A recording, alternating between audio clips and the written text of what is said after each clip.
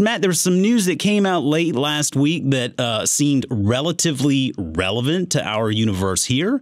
And it looks like Square has a new CFO in town, Miss Amrita Ahuja, who is currently the CFO of video game developer Blizzard Entertainment. And yes, that's Blizzard of Activision Blizzard, is going to be coming in and taking over the reins there at Square.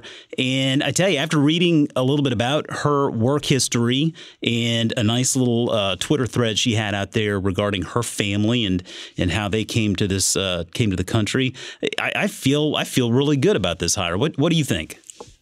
I do. It seems like they got the right person for the job. Like I've said before, Sarah Friar left some pretty big shoes to fill over there. But having said that, I like what Jack Dorsey had to say about how entrepreneurial she is, and just kind of how she's going to kind of focus just on the CFO role. Sarah Friar was kind of, a dual focus. She did a lot of the CFO role and then did a lot of the, the PR work for the company, essentially. Pretty much everything we know about the company's future plans to get into banking and to be kind of the one-stop personal finance shop, we know from Sarah Friar's, speeches and discussions and things like that. So he says that she's going to be a little more kind of focused on the job, which I think is a very good thing from an investor's perspective. It definitely seems kind of a lot of parallels between her old job and the new job. So I think it's a good hire. I think the stock does not deserve to be down 30% from when Sarah Friar announced that she was leaving. And even though Square's kind of popped in the last few days, I don't think the pop was a direct result of the announcement. I think it was more because, the market was going crazy higher on Friday. Yep. But I think they have the right person for the job. Only time will tell, but this is definitely a step in the right direction. Investors hate uncertainty, and this removed a big chunk of that uncertainty. So I'll leave it with that.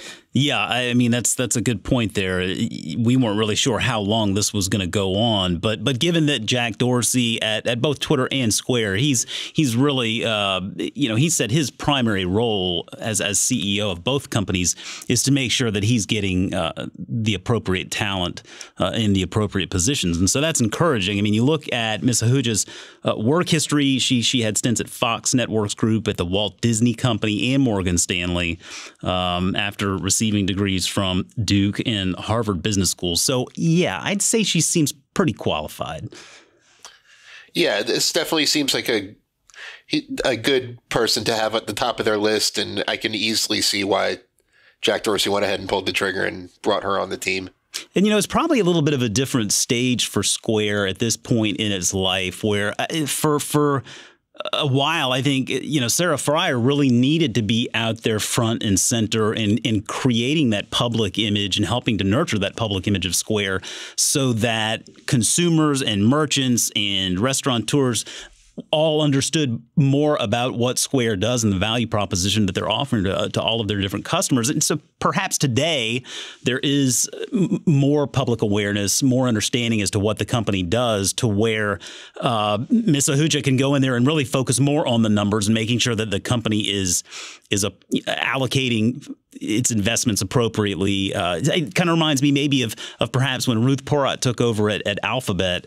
She was able to go in there and focus a little bit more on the numbers and make sure that they were running a smartly led operation there. And maybe that'll be something that Ms. Ahuja has the chance to do here as well. So I don't know how public a face she will be, but I would recommend anyone who wants to learn a little bit more about her, you can go to Twitter and actually see the thread that she tweeted out there shortly after this news was announced.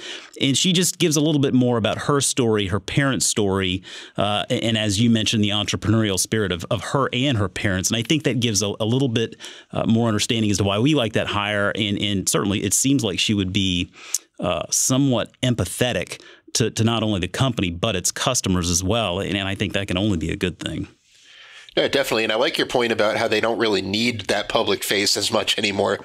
When I first started writing about Square and first invested in it a few years ago, I used to have to use the first 100 or so words of every article about them explaining who the company was. Yep. So, the ones that make the little card readers you see sticking out of people's iPhones.